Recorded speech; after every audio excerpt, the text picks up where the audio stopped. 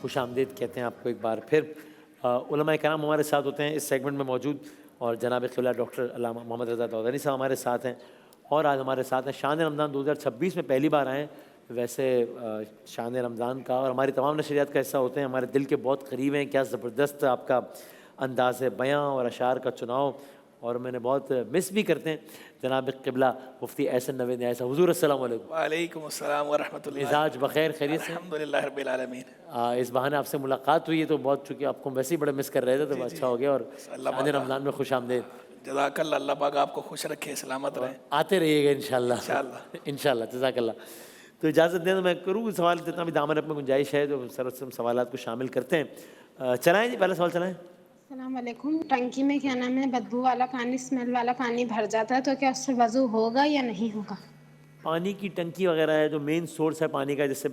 اس میں کبھی لگ رہا ہے بدبو والا ہو گیا ہے تو اس سے وضو ہو جائے گا کہ نہیں ہوگا؟ بسم اللہ الرحمن الرحیم۔ بنیادی طور پر جو پانی کی جو شرائط ہیں ان میں سے ایک ہے آب مطلق ہونا، صحیح، مضاف نہیں ہونا چاہیے۔ آب مطلق کا مطلب یہ ہوتا ہے کہ پانی ہو اور جس طریقے سے ہوتا ہے اسی طریقے سے ہو، لیکن یہ کہ اگر وہ نجس ہو جائے تو وہ وضو کے لیے قابل استعمال نہیں رہتا، یا اسی طریقے سے اگر اس کے اندر اتنی مٹی وغیرہ مل جائے کہ اس کو پانی نہ کہا جا سکے۔ لیکن جو یہ بتا رہی نا، وہ عام طور پر جس طریقے کے معاملات ہوتے ہیں، نہ اس کے نجس ہونے کا کوئی یقین ہوتا ہے، نہ ہی اس کے اندر ایسی کوئی تبدیلی آ جاتی ہے کہ جس کے بعد اس کو پانی نہ کہا جا سکے، لہٰذا اس سے وضو بالکل ہو جائے گا، غسل بھی ہو جائے گا، کوئی ایشو نہیں ہے۔ کوئی رائے مختلف ہے اس میں؟ ایسے ہی معمولی سی بدبو تو ویسے ہی بعض اوقات جو ہے وہ کائی وغیرہ کی وجہ سے ہو جاتی ہے، اس سے تو کوئی فرق نہیں پڑتا۔ بدبو اگر کسی نجس چیز کے ملنے کی وجہ سے ہوئی ہے اور وہ آپ کو کنفرم ہو گیا جو ہے، اس کو پاک کرنا شک نہ کریں نا کہ شاید کوئی نجس ہی ہوگا، جب تک یقین نہ ہو۔ اب تک یقین ہو، الیقین لا یزول بشک، یہ شریعت کا قاعدہ اور ضابطہ ہے کہ یقین شک سے زائل نہیں ہوتا۔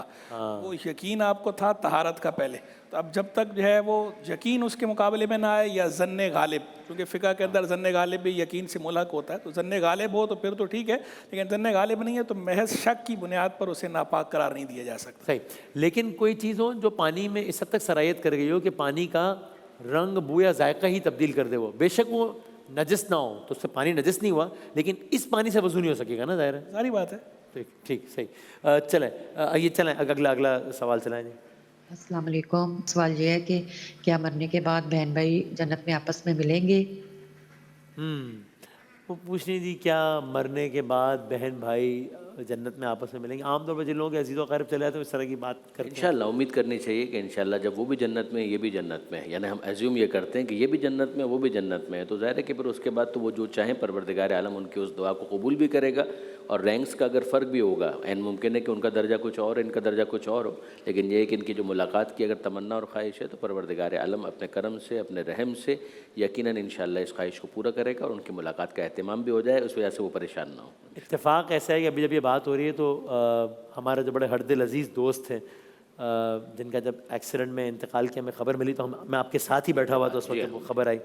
تو ان کے جو بھائی ہیں، یعنی راجہ مطلوب صاحب کے جو بھائی ہیں راجہ محبوب صاحب، وہ یہیں بیٹھے ہیں نشریات میں، یہ سامنے تشریف رکھتے ہیں، یہ راجہ محبوب صاحب کے مطلوب صاحب کے بھائی ہیں جو بیٹھے ہیں، اور یہ سوالات میں آپ سے گزارش بھی کروں گا کہ دعا بھی کیجیے گا کہ اللہ تعالیٰ ان کے درجات بلند فرمائے انشاءاللہ اللہ تعالیٰ۔ پروردگار عالم کی بارگاہ میں دعا ہے مالک ان کے درجات کو بلند فرمائے، انہیں آل محمد کے ساتھ معشور کرے، اور یہ جو ہمارے بھائی ہیں اور اسی طریقے سے دوسرے جتنے بھی احباب ہیں جو اپنے پیاروں کو کھو دیتے ہیں، ان سب کے لیے دعا ہے کہ خدا ان کے دلوں کے اندر صبر پیدا کرے، ان کے دلوں کو تسلی عطا کرے، اور پروردگار عالم ان کے درجات کو اس کی وجہ سے بلند کرے کہ بہرحال ایک مصیبت ہے تو اس کا بھی ایک اجر ہوتا ہے، پروردگار ان کے اجر کو بلند کرے انشاءاللہ۔ الہ آمین۔ اللہ پاک سب اہل ایمان کی خیر فرمائے، سب کے لیے سب اہل ایمان کی خیر سب اہل ایمان، ہم تو جو ہے ویسے بھی اسلام ہمارا سلامتی والا دین ہے، ایمان والا ہے، سب کے لیے دعائے خیر ہے سب کے۔ یا ربی بالمصطفیٰ بلغ مقاصدنا واغفر لنا ما مضی یا واسع الکرم، واہ واہ واہ واہ، یا واسع الکرم، وہ اپنے جو ہے وسعت والے کرم سے سب کے لیے وسیع فرمائے۔ آپ کی بھی یہی رائے ہے نا کہ اکثر لوگ کہتے ہیں کہ جس طرح جنید بھائی کا ہوا تم کہتے ہیں اب انشاءاللہ اللہ جنت میں ملائے گا انشاءاللہ، تو یہ خواہش کرنا، یہ گمان رکھنا، جو اہل جنت ہیں ان کی آپس میں ملاقات ہوگی، وہ اہل جنت ہیں۔ اہل نار کے لیے تو بیریئر ہے، وہ معاملات الگ ہیں، اہل جنت کے لیے تو وہ کوئی معاذ اللہ قید خانہ نہیں ہے۔ ایسا نہیں ہے کہ وہ وہاں مقید ہو گئے ہیں، قید ہو گئے ہیں، بلکہ وہ ان کے جزا مل رہی ہے، تو وہ وہاں پر ان کے لیے وہ جہاں جانا چاہیں گے جنت کے اندر، جنت کی سراؤنڈنگ میں جہاں جانا چاہیں، عزیز و اقارب سے ملنا چاہیں، بلکہ جو بھی جائز خواہش کریں گے اس خواہش کے بارے میں تو خود قرآن میں ہے، جو خواہش کریں گے جنت میں ملے گی، تو بالکل جو ہے عزیز و اقارب سے ملاقات بھی یہ ایک خواہش ہے، اور بالکل جائز خواہش ہے، اس خواہش کا بھی جو ہے وہ اس کے مطابق معاملہ ہوگا باذن اللہ۔ اور ظاہر ہے کہ یہ دعا کے حوالے سے آپ نے ارشاد فرمایا، تو میں اس موقع کا فائدہ اٹھاتے ہوئے اپنے پاکستانی جتنے بھی سپاہی ہیں سرحد کے اوپر مصروف کار ہیں ان سب کے لیے دعا کو پروردگار عالم ان سب کی توفیقات میں بھی اضافہ کرے، وہ وطن کا دفاع کر رہے ہیں، اور اسی طریقے سے پڑوس میں ایران کے اندر بھی جو مسائل ہیں مالک سے دعا ہے کہ مالک ان تمام کو حفظ و امان میں رکھے اور ان کو امن و امان کے ساتھ آگے سارے معاملات کو طے کرنے کی توفیق عطا فرمائے۔ اللہ تعالیٰ آسانیاں فرمائے۔ ایک بہت خاص صورتحال میں اس وقت ہم آ گئے ہیں، تو جس طرح مولانا صاحب نے کہا ہمارے جو بھی بہادر سپاہی ہیں جو بارڈرز پہ دشمن سے لڑ رہے ہیں، اور پھر ہمارے پڑوس میں ایران کے مسلمان، اللہ تعالیٰ سب کے ساتھ خیر کا معاملہ فرمائے انشاءاللہ۔ اللہ پاک سارے عالم اسلام کی خیر فرمائے، تمام اہل ایمان کے لیے اللہ خیر کا معاملہ فرمائے، اور جہاں کہیں اس طرح کی کوئی سچویشن کریٹ ہو گئی ہے اللہ پاک اپنے کرم سے بآسانی انہیں ان مسائل سے نکال دے، اور جو بھی عالم کفر ہے ظاہری بات ہے ہماری دعائیں جو ہے وہ عالم اسلام کے لیے ہیں، اور مقابلے میں جو عالم کفر ہے اللہ ان کی سازشوں کو ناکام، اور وہ تو بغیر کسی تفریق کے ہی وہ کبھی فلسطین میں، کبھی غزہ میں، کبھی ایران میں، اس کے لیے کوئی تفریق۔ الکفر ملت واحدہ، وہ ایک ملت ہے، وہ مقابلے میں جب ایمان کی بات آئے، ایمان والوں کی بات آئے، اسلام کی بات آئے تو کفر وہ آپس میں جتنے مرضی اختلاف رکھتے ہوں، مسلمانوں کے مقابلے میں، مسلمانوں کی دشمنی میں، عداوت میں وہ ایک ہو جاتے ہیں۔ الکفر ملت واحدہ، وہ ایک ہے، حالانکہ ہونا یہ چاہیے تھا کہ ہم جو ہے وہ امت واحدہ ہیں، تو ہمیں ایک جسد کی طرح ہونا چاہیے تھا، ایک جسم کی طرح ہونا چاہیے تھا، لیکن بدقسمتی سے عالم کفر جو ہے وہ ملت واحدہ کا تصور پیش کر رہا ہے، اور جو عالم اسلام ہے وہ اس وقت آپس میں جو ہے وہ بٹا ہوا ہے۔ اور مولانا صاحب ہم پہلے تو یہ بات سنتے تھے کہ دیکھو ہمیں ایک ہونا چاہیے، اس لیے کہ جب دشمن مارتا ہے تو وہ یہ تفریق کر کے نہیں مارتا۔ اس زمانے میں تم نے ایکچولی دیکھا بھی ہے کہ کل فلسطین کا ایپیسوڈ تھا، آج ایران کا ایپیسوڈ ہے، یہاں تک کہ میں نے خود ایک اسرائیل کا ایک آفیشیل کا ایک بیان کرتے پہلے دیکھا جس میں انہوں نے باقاعدہ مسلمانوں کے جو دو بڑے سیکٹس ہیں ان کا نام لے کر کہا کہ یہ والا جو سیکٹ ہے اس کا جو یہ ٹیررسٹ ونگ ہے اس کو ماریں گے، اور یہ والا جو سیکٹ ہے اس کو یہ ٹیررسٹ ونگ ہے اس کو ماریں گے۔ تو یہ تو کھل کر سامنے آئے کہ وہ کوئی تفریق نہیں کرتا ہوگا، اس کو مارو اس کو مارو، ہم بے شک آپس میں لگے رہے ہیں، وہ نہیں وہ مار رہے دونوں کو۔ اور بدقسمتی آپ دیکھیے کہ معیار ٹیررزم کا یہ ہے کہ وہ افراد کے جنہوں نے غزہ کے اندر ہزاروں بے گناہوں کو قتل کر دیا وہ اس بات کو طے کریں گے کہ ٹیررسٹ کون ہے، جی دہشت گرد کون ہے اور دہشت گردی کون کر رہا ہے، جن کے لیے معصوم بچوں کو قتل کرنا، ان کو ذبح کر دینا، ان کی آنکھیں نکال دینا، انہیں پیاس سے تڑپا کے مار دینا، انہیں بھوک سے بلبلاتے ہوئے دیکھنا، ایمبولینس میں مارنا، ہاسپٹل میں مارنا، اس کو سیلیبریٹ کرنا، یعنی ان کی تربیت ہی اس طرح سے، ان کے لیے اس پہ کوئی فرق نہیں پڑتا، اور ان کے نزدیک ٹیررزم کیا ہے وہ یہ بات طے کریں گے کہ دہشت گردی کا معیار کیا ہے۔ بہرحال یہ ویسے ہی جیسے وہ ملک جو خود اپنی نیوکلیئر آرمز کے بارے میں کہتا ہے کہ ہماری جی ایمبیگوٹی پالیسی ہے، ہم بتانا ضروری نہیں سمجھتے کہ ہمارے پاس ہے یا نہیں، لیکن میں بتاؤں گا کہ تمہارے پاس ہونا چاہیے کہ نہیں ہونا چاہیے، تمہارے پاس ہے تو میں ماروں گا تمہیں۔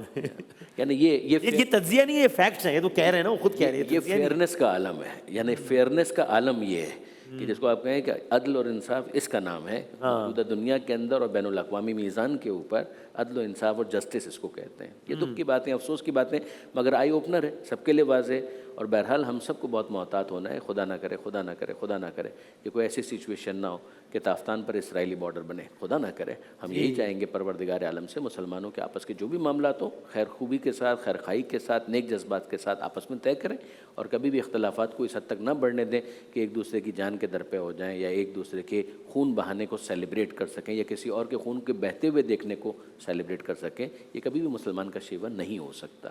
کیا بات ہے۔ تمہاری زلف میں پہنچی تو حسن ٹھہری، وہ تیرگی کہ میرے نام آئے سیاہ میں تھی۔ یعنی یہ ڈبل سٹینڈرڈ ہے کہ آپ خود جو مرضی کر دیں، تہس نہس کر دیں سب کچھ، اور وہ پھر بھی جو ہے وہ دہشت گردی نہیں ہے، اور اگلا صرف اپنا دفاع کرے تو اس دفاع کو بھی آپ ٹیررزم کا نام دے دیتے ہیں۔ تو یہ زیادتی، عجب زیادتی ہے، مطلب بندہ جو ہے وہ اس کا شکوہ بھی کرے تو کس سے کرے؟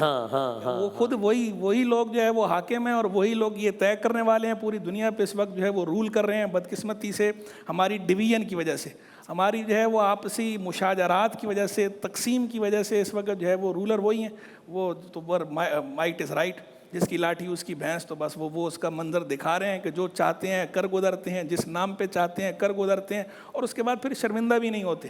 اور اگر جو ہے ان کو آگے یعنی آپ احتجاج کریں تو ایسا نہیں ان کے کان پہ جوں تک نہیں رہیں، بڑی ڈھٹائی کے ساتھ وہ اس کو جو ہے وہ ایسے وہ کر دیتے ہیں، ڈس اون کر دیتے ہیں، اور بقائیں تو اس کو سمجھتے ہیں کہ شاید دوسرے کو جو ہم نے دوسرے کے ساتھ کیا ہے وہ جان ہی نہیں تھی۔ یعنی ایک طرف تو آپ یہ دیکھیے کہ یہ وہ لوگ ہیں کہ جو دنیا میں جانوروں کے حقوق بھی بیان کر رہے ہیں، یہ اینیمل رائٹس کی باتیں کرتے ہیں, یہ وائلڈ لائف کی باتیں کرتے ہیں, ان کو بچانے کے لیے اتنے جو ہے وہ کاوشیں کرتے ہیں, اور ایک طرف ان کی جو ہے وہ سرد مہری کا عالم اور ظلم و جبر کا اور استبداد کا عالم یہ ہے کہ انسانی جان کی ان کی نظر میں کوئی وقت ہی نہیں ہے. انسانی جان کو تباہ کرنے پر آتے ہیں تو کتنے بے رحم طریقے سے برباد کر ڈالتے ہیں, بستیوں کی بستیاں اجاڑ ڈالتے ہیں. عجیب جو ہے وہ اللہ تعالیٰ ہمارے حال پہ رحم فرمائے اور اللہ پاک ان کو ہدایت عطا فرمائے, اور اگر ان کے مقدر میں ہدایت نہیں ہے تو ان کے شر سے سب اہل ایمان کی حفاظت. آمین آمین. اسی کو بس کنکلوڈ کرتے ہیں. یہ انہوں نے اتنی ٹھیک بات کی. وہ ایک تجربہ, میں ایک ملک میں تھا تو وہاں وہ کہیں گئے ہوئے تھے, جب باہر آئے تو پولیس کی 5-6 گاڑیاں نا سائرن بجاتی ہوئی, اور یہ وہ تو وہیں کے جو مقامی میزبان انہوں نے مجھے کہا کہ آپ جانتے ہیں گاڑیاں کیوں کھڑی ہوئی ہیں؟ میں کہا نہیں پتہ نہیں کیا ہے, کچھ واقعہ ہو گیا کیا؟ انہوں نے کہا بھائی جان اس لیے کہ پچھلی گاڑی کی ٹکر سے نا بلی کا بچہ مر گیا ہے, تو آپ دیکھ رہے ہیں یہاں پہ حقوق انسانوں کے یعنی جانوروں کے کہ دیکھیں پولیس کی گاڑی ہے.